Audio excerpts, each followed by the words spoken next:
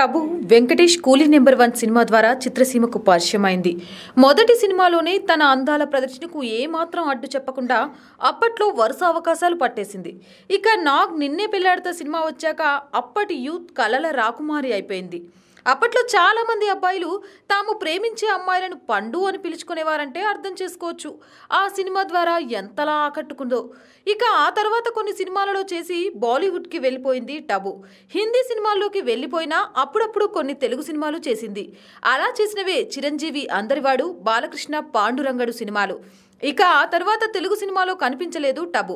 ఇన్నేళ్ల గ్యాప్ తర్వాత ఇప్పుడు వరుసగా తెలుగు సినిమాలకు సైన్ చేస్తోంది టబు. ఇప్పటికే త్రివిక్రమ్, అల్లు అర్జున్ సినిమాలో ఒక కీలక పాత్ర చేస్తున్న టబు ఇప్పుడు మరో సినిమాలో కీలక పాత్ర చేస్తుంది. ఆ సినిమానే రానా హీరోగా, సాయి పల్లవి హీరోయిన్గా నీది నాది ఒకే కథా ఫేమ్ వేణు ఉడుగల దర్శకత్వంలో వస్తున్న సినిమా. ఈ సినిమాకి విరాట పర్వం అనే టైటిల్ని పెట్టారని వార్తలు వస్తున్నాయి.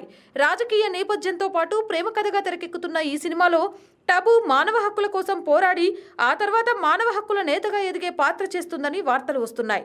టబు ఇలాంటి పాత్ర చేయడం ఇదే మొదటిసారని, ఆమె పాత్ర చాలా కొత్తగా ఉంటుందని చిత్ర యూనిట్ భావిస్తున్నారు. ఇక గురూజీ సినిమాలో అంటే ఖచ్చితంగా గుర్తుండిపోయే పాత్ర ఉంటుంది.